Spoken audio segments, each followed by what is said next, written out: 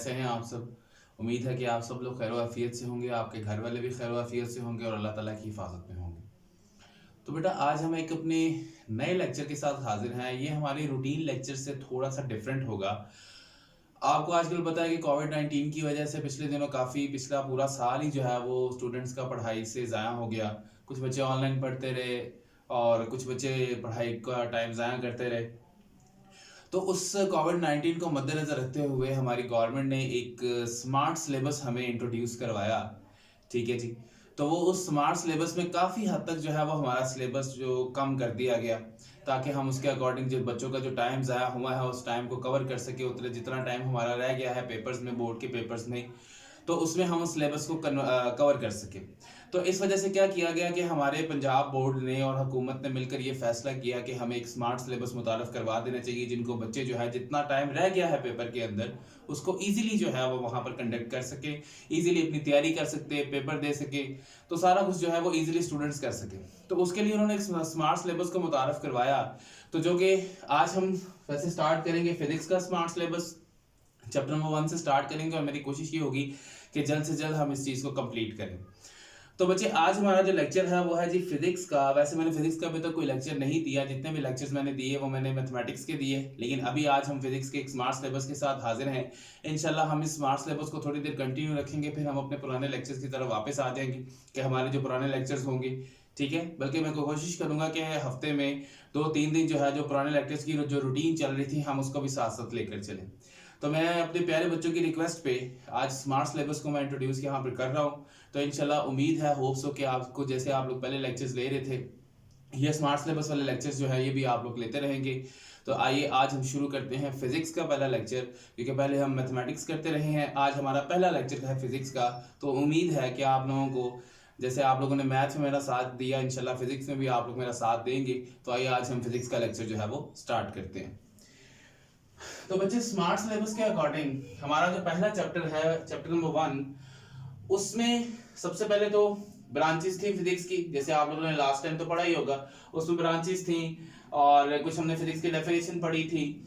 तो लेकिन हमारे स्मार्ट सिलेबस के अकॉर्डिंग वो सारा इंट्रोडक्शन जो है वो स्किप कर दिया गया, और उस इंट्रोडक्शन के अलावा जो अगला टॉपिक था हमारा जो कि फिजिकल क्वांटिटीज पर था, उसको यहाँ पर इंट्रोड्यूस किया गया।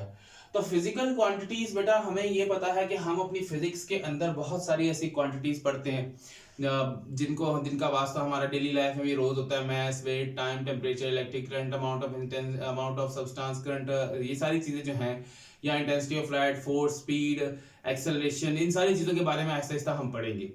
ये सारी वो क्वांटिटीज हैं जिनकी हम आसानी से मेजरमेंट कर सकते हैं। ये सब की सारी जो क्वांटिटीज हैं, सब की सब ये क्या है, फिजिकल क्वांटिटीज है।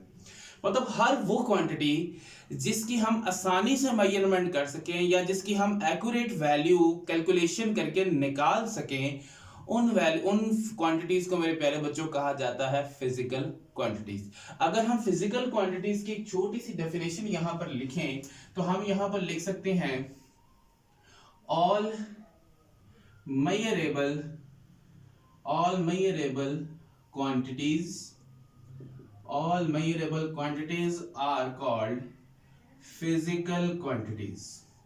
कि हर measurable quantity को हम physical quantity का नाम देते हैं।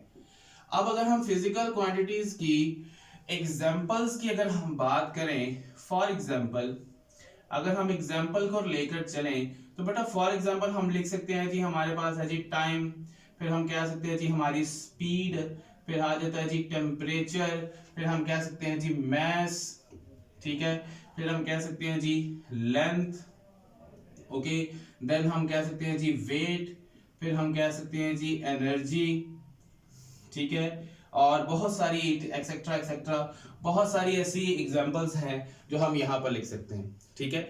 तो फिजिकल क्वांटिटीज कोई एक तरह की तो होती नहीं है, डिफरेंट फिजिकल क्वांटिटीज होती है, लेकिन उन डिफरेंट टाइप्स को पढ़ने से पहले हमें यहाँ पे एक अंदाजा होना चाहिए कि हमारी फिजिकल क्वांटिटीज के अंदर हमारी फिजिकल क्वांटिटीज की कुछ कैरेक्टरिस्टिक्स होती है, ठीक है।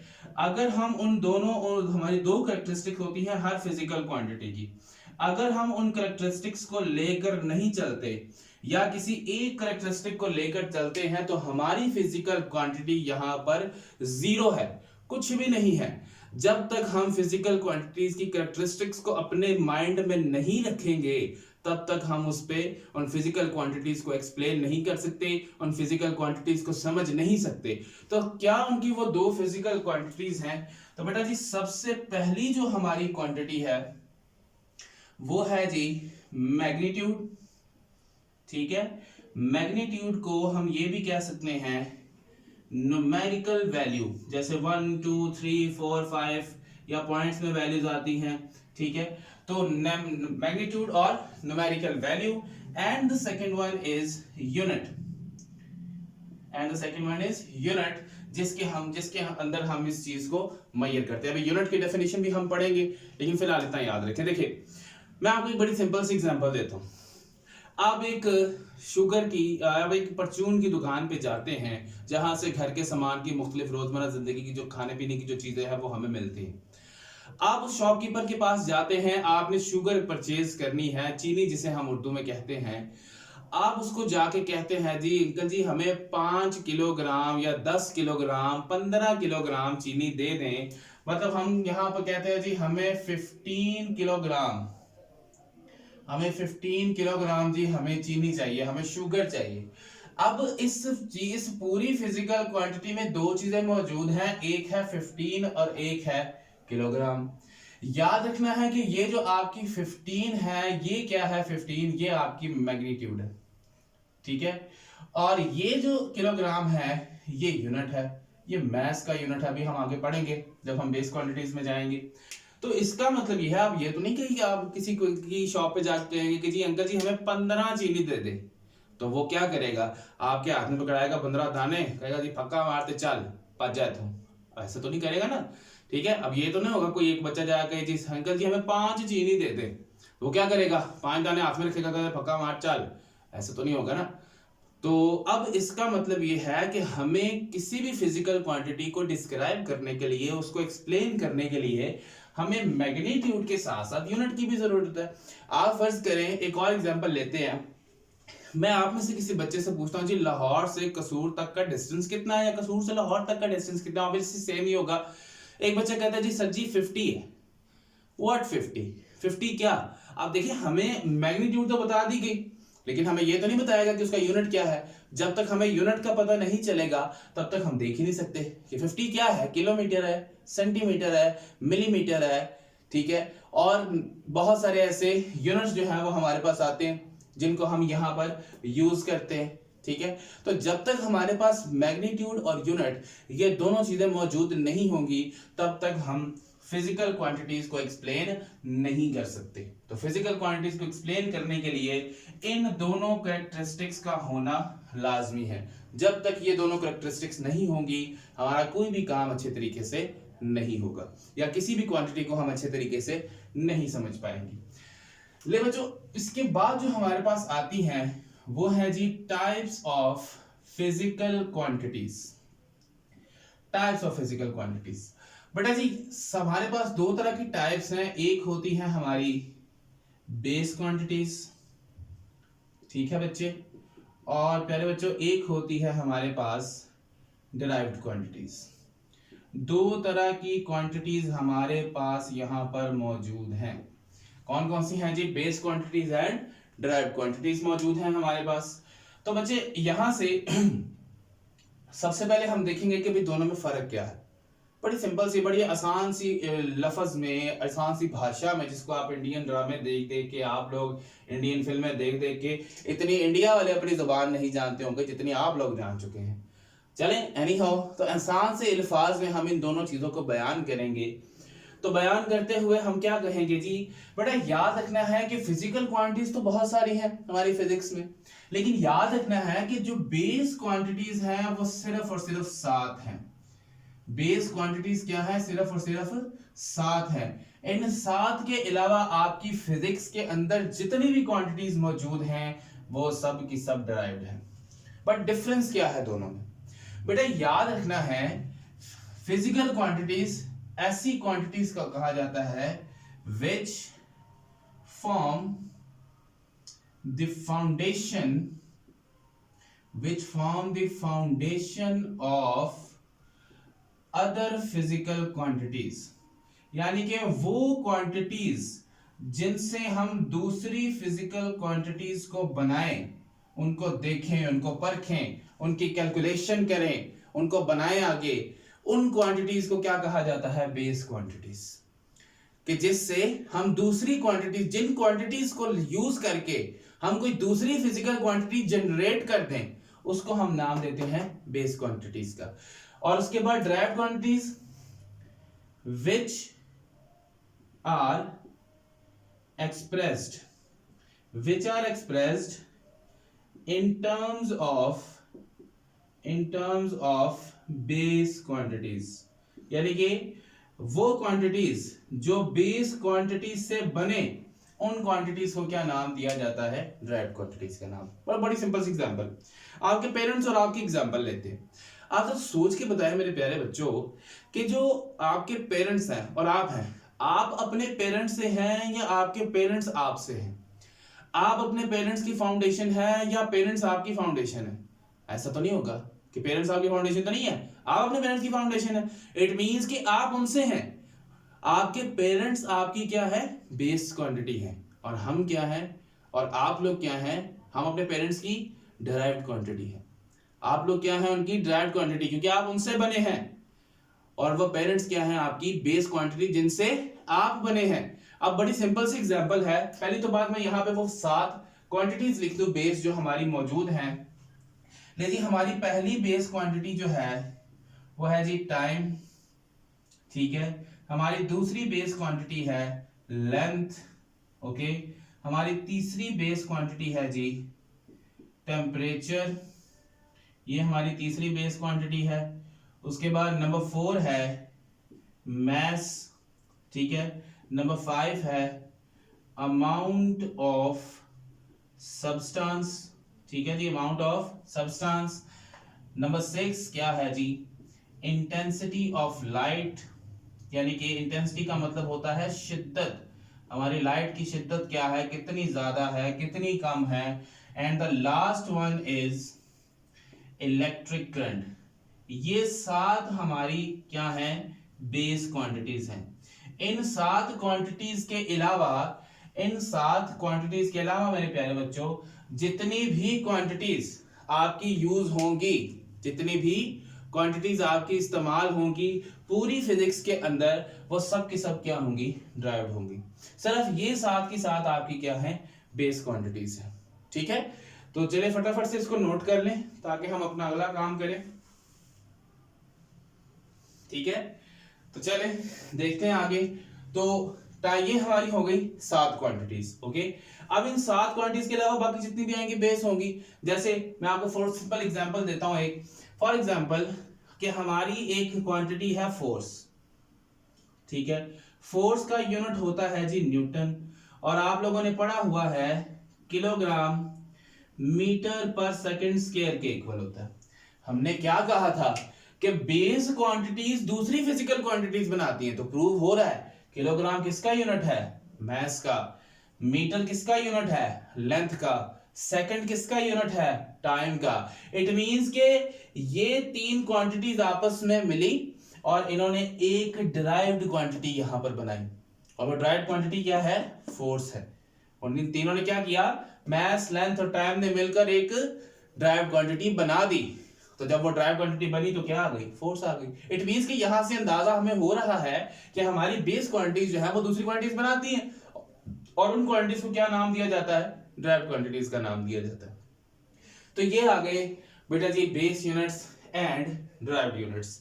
तो अब हम यहां पर एक्सप्लेन करेंगे बच्चे कि यूनिट हमारे क्या होते हैं। तो पहले जरा यूनिट को भी एक्सप्लेन कर लेते हैं, क्योंकि हम यूनिट की बात करी जा रहे हैं, लेकिन हमें ये नहीं पता, बच्चे सोच रहे हैं कि सर यूनिट किए जा रहे हैं, लेकिन यूनिट क्या होता है वो तो बताया ही नहीं। तो चले यूनिट को भी देख लेते हैं कि यूनिट क्या होता है। ले जी बच्चों, अपनी पूरी तवज्जो यहाँ रखें, मेरी तरफ रखें। जो भी खा पी रहे हैं, पबजी खेल रहे हैं, कोई भी गेम खेल रहे हैं, तो उसको जरा साइड पे कर दें और जरा इसको समझ लें। बेटा यूनिट होती है एक स्टैंडर्ड क्वांटिटी, एक स्टैंडर्ड क्वांटिटी होती है। हम क्या करते हैं यूनिट के लिए, वी सेट अ स्टैंडर्ड, हम एक स्टैंडर्ड को सेट कर लेते हैं। हम कहते हैं जी कि हमारा ये स्टैंडर्ड है, हमारा ये यूनिट है, हमने मास के लिए जो स्टैंडर्ड सेट किया वो किलोग्राम है। तो जो स्टैंडर्ड आप किसी यूनिट के लिए सेट करेंगे, किसी फिजिकल क्वांटिटी के लिए सेट करेंगे, वो स्टैंडर्ड क्वांटिटी उस फिजिकल क्वांटिटी का क्या होगी, यूनिट होगी। कि क्या मैंने कहा, जरा दोबारा गौर से सुने कि हम क्या करते हैं कि किसी भी फिजिकल क्वांटिटी को मेजर करने से पहले उसके लिए एक स्टैंडर्ड सेट करते हैं कि जी जैसे मैं हूं, मैंने अपनी टीचिंग के लिए एक स्टैंडर्ड सेट किया कि जी मैंने मैट्रिक को पढ़ाना है, इट मींस कि मैट्रिक या एफएससी को पढ़ाना है, मैंने बीएससी को पढ़ाना है, जैसे भी कोई स्टैंडर्ड सेट किया तो मैं उन्हीं को पढ़ाऊंगा, मैं उससे नीचे नहीं जाऊंगा। इट मींस कि इसी तरह कि हर फिजिकल क्वांटिटी के लिए हम एक स्टैंडर्ड सेट कर लेते हैं, तो वो स्टैंडर्ड क्वांटिटी उस फिजिकल क्वांटिटी का क्या होगी, यूनिट होगी। यहां पे लिखेंगे so that standard quantity is called unit of that physical quantity, कि जिस भी फिजिकल क्वांटिटी के लिए कोई यूनिट, कोई स्टैंडर्ड हमने सेट कर लिया है, हम उसी स्टैंडर्ड में उसको मेजर करेंगे। जैसे हमारा मैथ्स है, उसके लिए हमने क्या स्टैंडर्ड बेटा जी सेट किया था, उसके लिए हमने स्टैंडर्ड सेट किया था जी किलोग्राम। इट मींस कि हम मैथ्स को हर जगह पे किस में मेजर करेंगे, किलोग्राम में मेजर करेंगे। हमने लेंथ के लिए स्टैंडर्ड सेट किया था मीटर, तो हम उसको मीटर में मेजर करेंगे। बट एक प्रॉब्लम, बड़ी एक जेन्युइन सी प्रॉब्लम ये थी कि हमारी पूरी दुनिया के अंदर सिस्टम्स का जो यूनिट का जो सिस्टम था वो एक जैसा नहीं था। होता कुछ यूं था कि जब भी हम, ये बात है बिफोर 1960, क्या होता था कि यूनिट्स का निजाम एक जैसा नहीं था। फिर क्या हुआ कि 1960 में पेरिस में, बड़ा अच्छा और बड़ा प्यारा शहर है पेरिस, लेकिन आजकल पेरिस के साथ हमारे जरा ताल्लुकात कुछ खराब हैं, हमने बायकॉट किया हुआ है, लेकिन फिर भी थोड़ा पढ़ना तो पड़ेगा ना हमें। तो जरा देखते हैं जी पेरिस क्या कहता है जी। कहता है जी पेरिस में एक 11th लिख दिया हमने, एक 11th जनरल कॉन्फ्रेंस हुई, 11th जनरल कॉन्फ्रेंस हुई, जिसमें ये डिसाइड किया गया, उसमें क्या हुआ, दुनिया के मुख्तलिफ कंट्री से साइंटिस्ट आए, बैठे, मीटिंग की, सारी बहस करते रहे, सारा दिन एक दूसरे के साथ बोलते रहे, एक दूसरे के खिलाफ बोलते रहे, और एंड पे ये डिसाइड हुआ कि पूरी दुनिया के अंदर यूनिट्स का जो निजाम है वो एक जैसा रखा जाए। और इस जनरल कॉन्फ्रेंस के अंदर होने वाली बातों को फिर क्या किया गया, इंटरनेशनली एक्सेप्ट किया गया, और ये कहा गया कि पूरी दुनिया के अंदर यूनिट्स का जो सिस्टम है वो एक जैसा कर दिया जाए। जब यूनिट्स का सिस्टम एक जैसा कर दिया जाए तो इट मींस कि हमारा साइंटिस्ट अगर किसी फॉरेन कंट्री में जाएगा या किसी फॉरेन कंट्री का साइंटिस्ट हमारी कंट्री में आएगा तो उनको फिर इन यूनिट्स को समझने में कोई प्रॉब्लम नहीं होगी। तो फिर इस पूरे सिस्टम को क्या नाम दिया गया, चलिए यहां लिख देते हैं, इस पूरे सिस्टम को नाम दिया गया इंटरनेशनल सिस्टम ऑफ यूनिट्स, ठीक है, और इसको ज्यादातर लिखा जाता है SI यूनिट्स लिखा जाता है, ठीक है। और अक्सर पेपर में ये पूछा जाता है कि व्हाट इज SI यूनिट्स, तो उसमें आपने क्या करना है, जहां पर बेस और ड्राइव क्वांटिटीज की डेफिनेशन आपको नजर आएंगी उसके बिल्कुल नीचे एक छोटा सा पैराग्राफ है, एक टॉपिक है इंटरनेशनल सिस्टम ऑफ यूनिट्स का, उसके पहले पैराग्राफ की जो थर्ड लास्ट लाइन है वहां पर यूनिट की डेफिनेशन होगी, और दूसरे पैराग्राफ की जो 5वीं लाइन है वहां से SI यूनिट्स की डेफिनेशन स्टार्ट हो जाएगी, जहां लिखा होगा the 11th general conference in 1960 in Paris. उसमें क्या डिसाइड हुआ जी, सारी दुनिया के अंदर यूनिट्स का जो निजाम है वो एक जैसा होगा, और उसको SI यूनिट्स का नाम दिया गया, ठीक है जी। नेक्स्ट हम चलते हैं जी हमारे अगले टॉपिक पे, और वो टॉपिक है हमारा वो टॉपिक पिछले वाले के साथ ही रिलेट करता है, और वो टॉपिक क्या है जी? बेस यूनिट्स का टॉपिक है। बेस यूनिट्स, बल्कि हम इकट्ठा लिखते हैं base and derived units. Base and derived units, लो जी, ये हमारा टॉपिक है। यानी कि बेस यूनिट्स क्या होंगे? The units that describe base quantities। वो यूनिट्स जो बेस क्वांटिटीज को डिस्क्राइब करेंगे वो हमारे बेस यूनिट्स होंगे। और उसके बाद बेटा जी हमारे पास हैं डिराइव्ड यूनिट्स।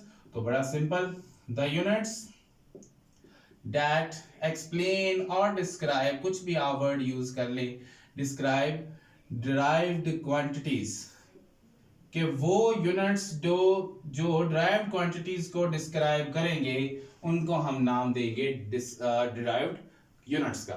अब सवाल यहां पर ये है कि इनके यूनिट्स क्या है?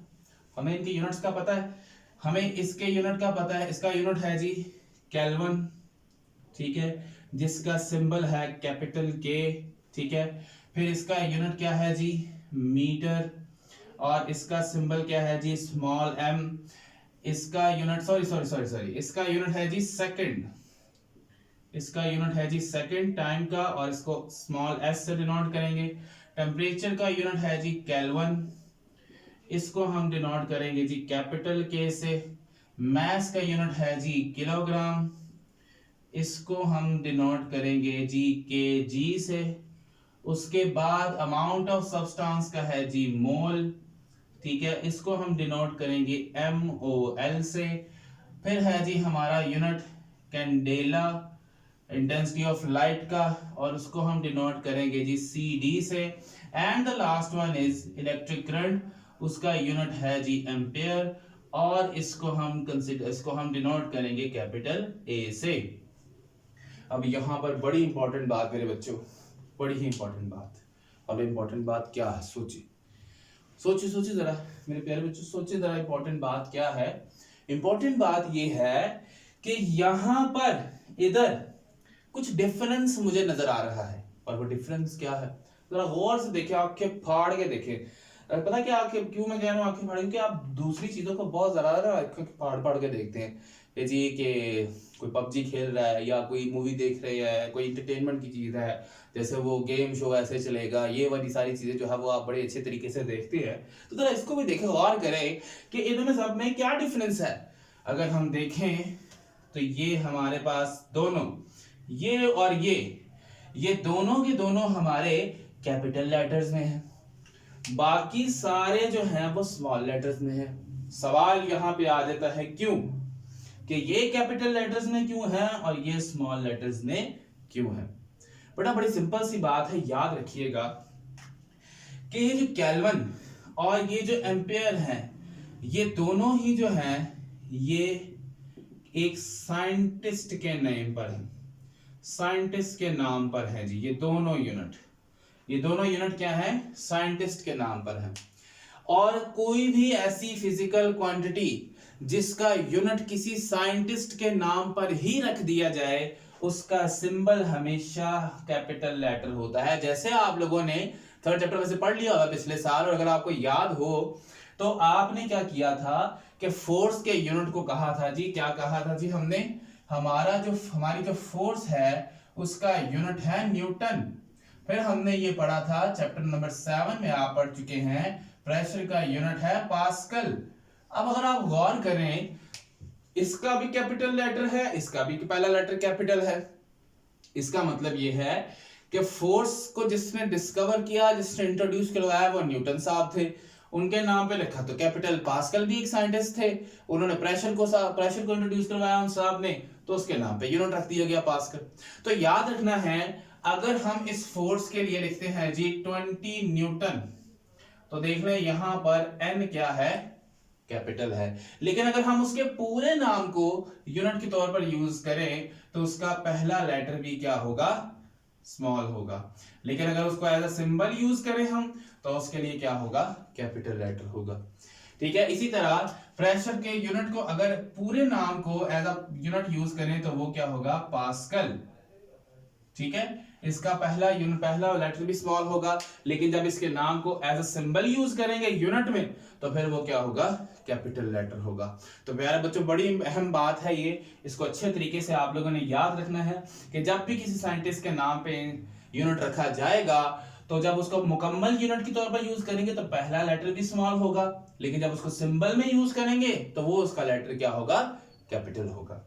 तो ये मेरे प्यारे बच्चों आज का हमारा ये टॉपिक है यूनिट का। यूनिट का टॉपिक तो हमारा यहां पर हो गया कंप्लीट। अब हम चलेंगे हमारे अगले टॉपिक की तरफ, और वो टॉपिक हमारा होगा जी प्रीफिक्सेस का टॉपिक होगा। बड़ा ही इंपॉर्टेंट टॉपिक है एज अ शॉर्ट क्वेश्चन। अभी तक हम जितनी बातें पढ़ रहे हैं वो सब की सब शॉर्ट क्वेश्चंस के लिए हैं। ठीक है जी, जितनी भी बातें हम पढ़ेंगे वो सब की सब आज किस में होंगी, शॉर्ट क्वेश्चंस के लिए होंगी। अब हमारा जो अगला शॉर्ट क्वेश्चन है बड़ा इंपॉर्टेंट शॉर्ट क्वेश्चन है, और वो है जी प्रीफिक्सेस। हाँ जी, प्रीफिक्सेस क्या होते हैं, प्रीफिक्सेस क्या होते हैं, देखते हैं जी क्या होते हैं जी प्रीफिक्सेस। प्रीफिक्सेस कहा जाता है the words or letters added before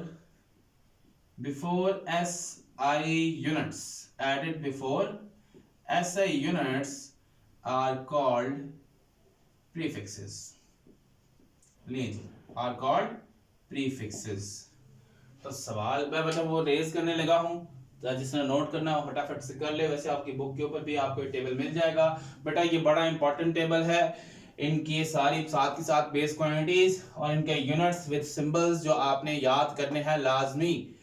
आपका बेस क्वांटिटीज वाला टेबल लाजमी है। आप ये समझ लें कि आपको फर्ज कर दिया गया है, अगर नहीं करेंगे तो कयामत आ जाएगी, मौत आ जाएगी। लेकिन आपने ये यूनिट्स का टेबल, इन 7 बेस यूनिट्स को लाजमी याद रखना है मेरे बच्चों। जैसे आप लोग याद रखते हैं कि हमने इस वक्त टाइम खेलना है, इस वक्त बातें करनी है, इस वक्त शरारतें करनी है, इसलिए उसके साथ साथ आपने ये भी याद रखना है कि आप पे ये फर्ज कर दिया गया है, लाजिम व मलजूम कर दिया गया है कि ये आपने लाजमी पूरा टेबल याद करना है। तो चलें इसको रेस करते हैं और हम अपने अगले काम की तरफ चलते हैं। ले जी, हम इसको कर देते हैं रेस, और अब हम चलते हैं हमारे प्रीफिक्सेस वाले टॉपिक पे, जो मेरे साथ आपको डेफिनेशन बोर्ड के ऊपर लिखी हुई नजर आ रही है। तो देखते हैं जी क्या कहता है जी ये। देखिए बेटा, प्रीफिक्सेस जो है ना हमारा उसका एक पूरा टेबल बना हुआ है। पहले हम प्रीफिक्सेस टॉपिक देखेंगे ना, उसके बिल्कुल साथ ही टेबल बना होगा। उस टेबल में स्टार्ट होती हैं वैल्यूज 10 पावर 1 से, फिर 2, फिर 3, एंड देन 3 का फर्क आ जाएगा 6, 9, फिर आएगा 12, फिर 15 और फिर 18, और इससे आगे भी होती है वैल्यूज 21, 24। उसी तरह हम नीचे आएंगे -1, -2, फिर आएगा -3, देन -4 नहीं -6, फिर -9, देन -12, देन -15 एंड देन -18। तो इस तरीके से एक प्रीफिक्स का पूरा लंबा चौड़ा टेबल जो है वो आपको खौफनाक किस्म का नजर आ रहा होगा। और इसमें जो ज्यादातर उनके नाम है बड़े उल्टे सीधे नाम है। इसका नाम है जी सेंटी, इसका नाम है जी मिली, इसका नाम है जी माइक्रो, इसका नाम है जी नैनो, इसका नाम है जी पीको, इसका नाम है जी फेम्टो। जो ज्यादातर यूज होंगे मैं सिर्फ उनके नाम लिखूंगा। इसमें ज्यादा ये यूज होता है किलो, मेगा, ठीक है, फिर आ जाएगा जी गीगा, और फिर इसमें आ जाएगा जी आई थिंक सो टेरा या कुछ भी नाम है। बस इतने काफी सारे लंबे चौड़े नाम है, पूरा टेबल के नाम मुझे बहुत ज्यादा याद नहीं है। अच्छा जी, तो बेटा जी ये हमारे आ गए यूनिट्स, आ गए हमारे यहाँ पर एक्सा, टेरा, पेटा, जो भी इसमें यूनिट्स के इनके नाम हैं वो सारे। अब हमारे पास अगर एक चीज याद रखनी है कि जब भी आपको प्रीफिक्सेस में कहा जाए ना कि आपके पास कोई क्वांटिटी है और आप उसको प्रीफिक्सेस में लिखें, तो बेटा आपने क्या करना है कि इन 10 की पावर से बाहर नहीं निकलना। जैसे आपके लिए बाउंड्री है, यानी कि आप ये समझ लें कि ये सारी 10 की पावर्स ये आपकी प्रीफिक्सेस की बाउंड्रीज हैं।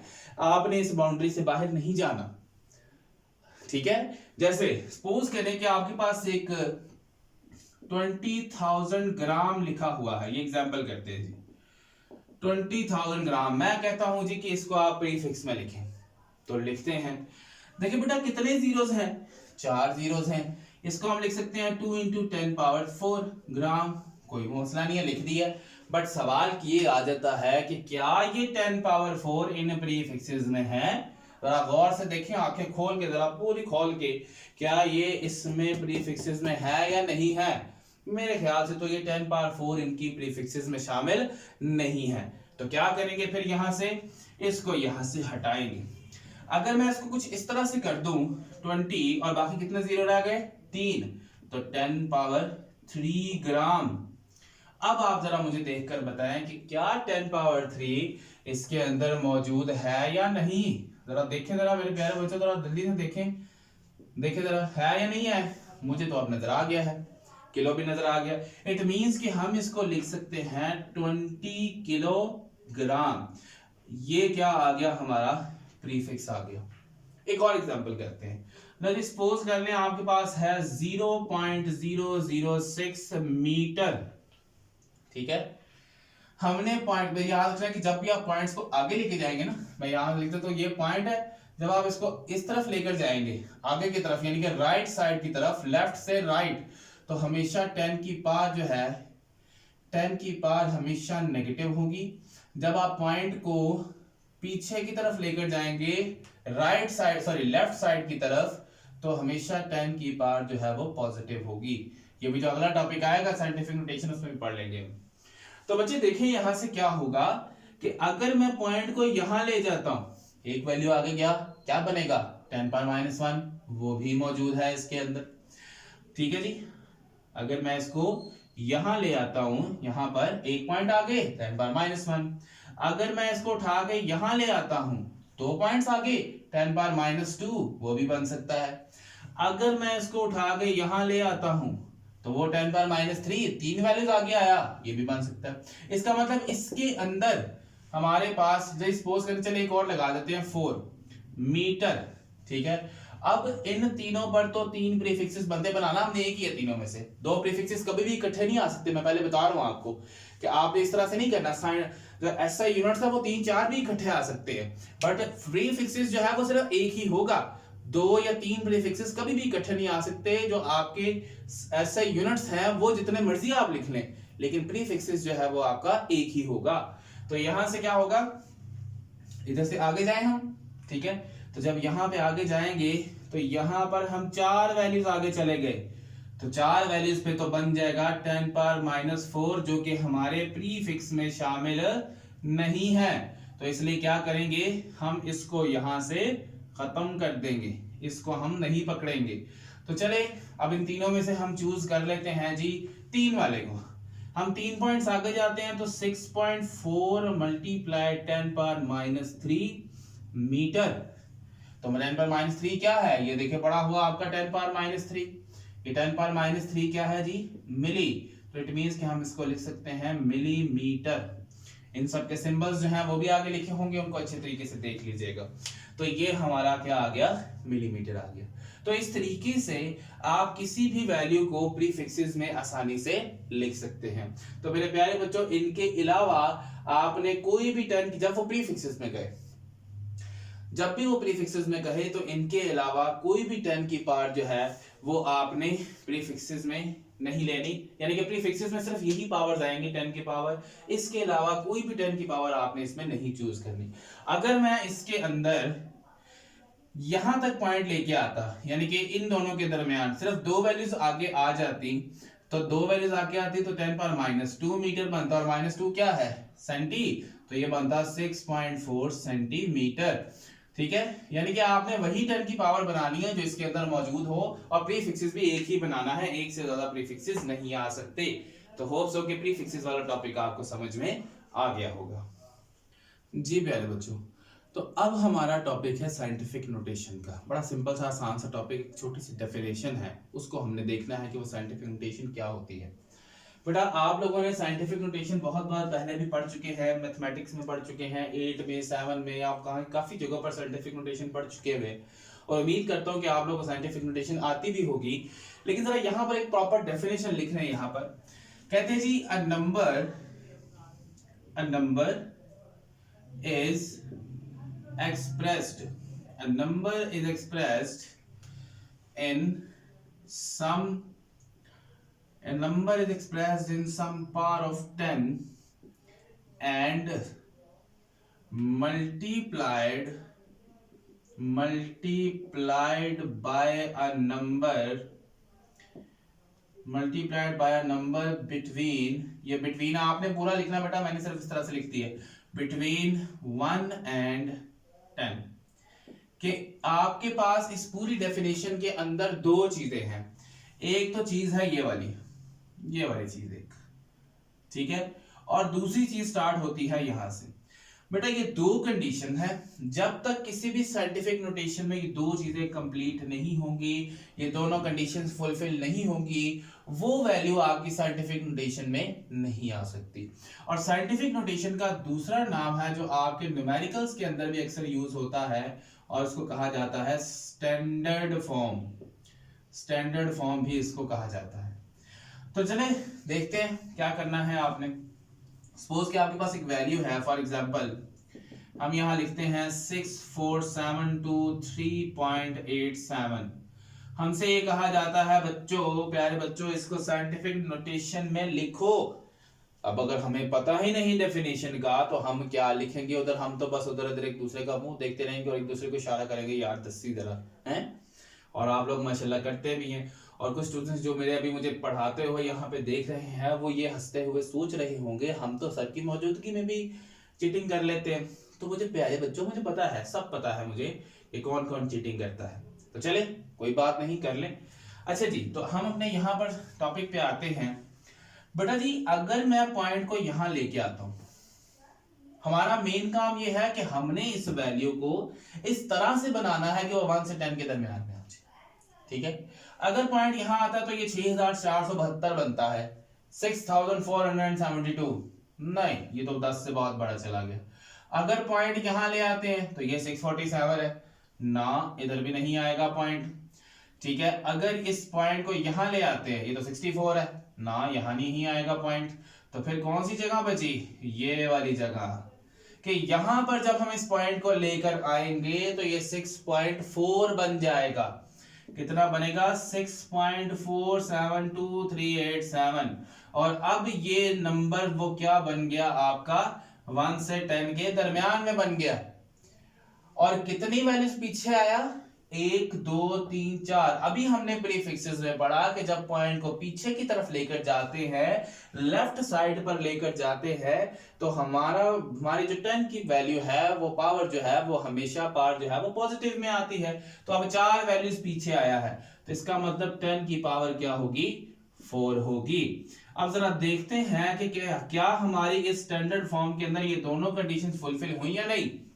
देखें, a number is expressed as some power of 10, कि कोई नंबर 10 की पावर में होना चाहिए, कंडीशन पूरी, and multiplied by a number between 1 and 10। तो क्या हमारा ये नंबर 1 से 10 के दरमियान में आता है या नहीं आता। 6.4 है, मेरे ख्याल से तो आता है, अगर आपके ख्याल से नहीं आता तो बेटा फिर भी आता है, क्योंकि मैंने कह दिया आता है तो मतलब आता है। तो बेटा 6.4 1 से 10 के दरमियान में आ चुका है, ठीक है बच्चों। अब एक और एग्जांपल करते हैं जी, 0.00006478, इसको जी हमने स्टैंडर्ड फॉर्म में करना है। हाँ, एक चीज याद रखनी है कि हमारी जो प्रीफिक्सेस है उसमें तो हमारी ये कंडीशन लागू है कि उन 10 की पावर्स में से जो टेबल के अंदर दी हुई हैं हमने उनसे आगे नहीं जाना। लेकिन यहां पर हमारे पास 10 की पावर में कोई कंडीशन नहीं है, हम जितनी मर्जी ज्यादा 10 की पावर ले सकते हैं, हम जितनी मर्जी छोटी 10 की पावर ले सकते हैं। उसमें तो था कि इन प्रीफिक्सेस के अंदर रहना है, इस टेबल के अंदर रहना है, इस टेबल के अंदर से पावर बनानी है हमने। लेकिन यहाँ पर ऐसी कोई कंडीशन नहीं, सिर्फ 2 कंडीशंस हैं। एक कोई ऐसा नंबर हो जो 10 की पावर में लिखा हो, और उसको एक ऐसे नंबर से मल्टीप्लाई किया गया हो जो 1 से 10 के दरमियान में हो। तो बेटा अगर इस पॉइंट को उठाकर मैं यहां ले आता हूं, ठीक है, इस पॉइंट को उठाकर मैं यहां ले आता हूं, तो इसका मतलब ये है, चलो यहां पे पहले 4 ही था तो हम यहां पे कर देते हैं 9। अगर इस पॉइंट को यहां ले आते हैं तो ये क्या बनेगा 6.978। कितनी वैल्यूज आगे आया 1 2 3 4 5 6। अब वैल्यू गई राइट साइड पे आगे की तरफ, तो 10 की पावर क्या होगी माइनस में, तो 1 2 3 4 5 6 -6। तो देख लें ये कंडीशन भी, दोनों कंडीशन हमारी फुलफिल हो चुकी है। ठीक है, तो इस तरीके से आप किसी भी पावर को, किसी भी चीज को, कोई भी आपके पास वैल्यू दी हो उसको हम साइंटिफिक नोटेशन में कर सकते हैं। और साइंटिफिक नोटेशन में जो आपकी पॉइंट है, आपका जो पॉइंट है वो हमेशा पहली दो नॉन जीरो वैल्यूज के दरमियान में आना चाहिए। इधर से चले चले चले चले पहली दो नॉन जीरो ये पड़ी हुई इनके दरमियान में आना चाहिए। इधर से चले तो ये पहली दो नॉन जीरो आ गई है, पहले आईडी आ गई है, तो यहां पे पॉइंट लाना पड़ेगा हमें। तो हमेशा पहली दो नॉन जीरो वैल्यूज के दरमियान में आपने पॉइंट लेकर आना है, और उसके बाद फिर आपने जितने पॉइंट्स हम आगे जाएंगे तो 10 की पावर माइनस में, जितने पॉइंट्स हम पीछे लेके आएंगे उतनी ही 10 की पावर क्या होगी प्लस में होगी। तो ये दो कंडीशंस अगर किसी भी फॉर्म में फुलफिल होती हैं तो इसका मतलब ये है कि हमारी साइंटिफिक नोटेशन वहां पर बन गई, हमारी स्टैंडर्ड फॉर्म बन गई। सिर्फ दो कंडीशंस फुलफिल करवानी है, ये वाली दो कंडीशंस, और हमारा काम वहां पर कंप्लीट हो जाएगा। और एक चीज याद रखनी है कि अगर मैं इसको साइंटिफिक नोटेशन में लिखूं तो हमारे ए कोई वैल्यू है, ये वाली कोई भी वैल्यू है, वो हमेशा जिस नंबर से हमने मल्टीप्लाई करना उसको मैं ए कह रहा हूं, तो वो हमेशा 1 के इक्वल या 1 के बराबर होनी चाहिए। 1 से बड़ी हो या 1 के बराबर हो, लेकिन 10 से छोटी हो। ठीक है, तो इसका मतलब ये है कि यहां पर एक ऐसा नंबर आएगा जो 1 तो हो सकता है लेकिन 1 से बड़ा और 10 से छोटा, 1 या 1 से बड़ा और 10 से छोटा होगा। ठीक है, तो बच्चे ये था जी हमारा साइंटिफिक नोटेशन का टॉपिक। जी बच्चों, तो अब हमारा टॉपिक शुरू हो चुका है मेजरिंग इंस्ट्रूमेंट्स का। बेटा हमारे पास बहुत सारे ऐसे टॉपिक्स होते हैं, सॉरी ऐसे इंस्ट्रूमेंट्स होते हैं लेबोरेटरी के अंदर, ठीक है, जिससे हम मुख्तलिफ चीज़ों की मेजरमेंट कहते हैं, मास की मेजरमेंट, वेट की मेजरमेंट, लेंथ की मेजरमेंट, डायमीटर किसी चीज़ का निकालना है, रेडियस निकालना है, वॉल्यूम निकालना है, और भी टाइम मेजर करना है हमने, जैसे टाइम के लिए यूज़ होती है स्टॉप वॉच, सिलेंडर की यूज़ होता है, मेजरिंग सिलेंडर यूज़ होता है वॉल्यूम फाइंड करने के लिए। ठीक है, लेंथ के लिए हम बहुत सारे इंस्ट्रूमेंट्स का इस्तेमाल करते हैं। तो उन्हीं इंस्ट्रूमेंट्स में से आज दो इंस्ट्रूमेंट्स हमने पढ़ने हैं। जो हमारा आज का लास्ट टॉपिक है वो है मेजरिंग इंस्ट्रूमेंट का मीटर रूल और मेजरिंग टेप। इन दोनों चीज़ों का हमारी ज़िंदगी में बहुत ज़्यादा इस्तेमाल है। जो मेजरिंग इंस्ट्रूमेंट है का टॉपिक जो है उनमें जो सबसे पहला टॉपिक होगा जो वो है जी मीटर रूल। ये हमारा पहला टॉपिक है। बेटा एक चीज याद रखनी है आपने कि जब भी आप मेजरिंग इंस्ट्रूमेंट्स का इस्तेमाल करते हैं तो उनमें एक चीज बड़ी इंपॉर्टेंट होती है, वो इंस्ट्रूमेंट जो है वो छोटी से छोटी कितनी मेजरमेंट कर सकता है, क्योंकि हर इंस्ट्रूमेंट की एक लिमिट होती है कि वो इससे ज्यादा छोटे ऑब्जेक्ट्स की मेजरमेंट नहीं कर सकता। तो उस मेजरमेंट को हम नाम देते हैं लीस्ट काउंट का, क्योंकि हर इंस्ट्रूमेंट का अपना एक लीस्ट काउंट होता है। अब उस लीस्ट काउंट की डेफिनेशन क्या होगी, वो होगी जी this smallest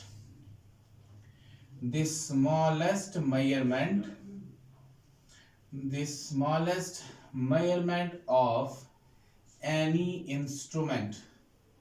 The smallest measurement of any instrument is called least count. कि किसी भी मेजरमेंट की किसी भी इंस्ट्रूमेंट की सबसे छोटी मेजरमेंट उसको हम क्या नाम देते हैं, लीस्ट काउंट का नाम देते हैं। तो सबसे पहले अगर हम मीटर रूल पर आ जाएं तो मीटर रूल याद रखना है, it is always used to find the length of any object. ये किसी भी ऑब्जेक्ट की लेंथ फाइंड करने के लिए इस्तेमाल होता है। It is also used to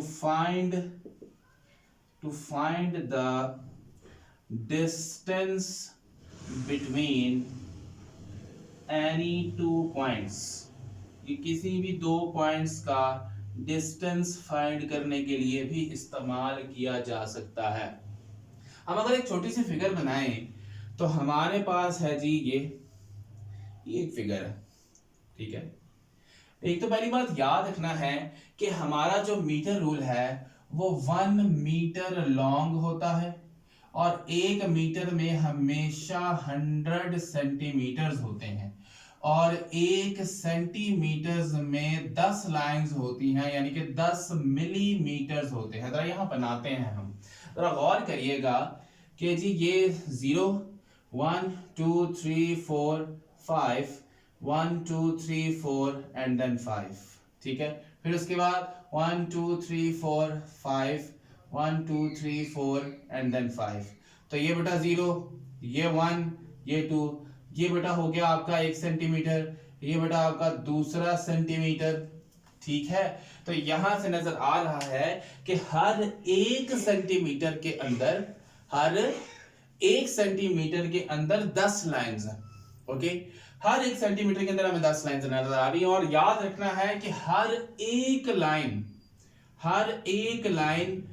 1 millimetre की होती है। ये लाइन ये भी आपकी 1 मिलीमीटर की है, ये लाइन ये भी 1 मिलीमीटर की है पुत्र जी, ये लाइन ये भी 1 मिलीमीटर की है। उसके बाद ये लाइन, सॉरी दोबारा उसी लाइन पे लगा दिया जी, ठीक है। तो बेटा जी ये लाइन ये भी 1 मिलीमीटर की, ये लाइन ये भी 1 मिलीमीटर की, यानी कि हर एक छोटी लाइन कितने मिलीमीटर की है? 1 मिलीमीटर की।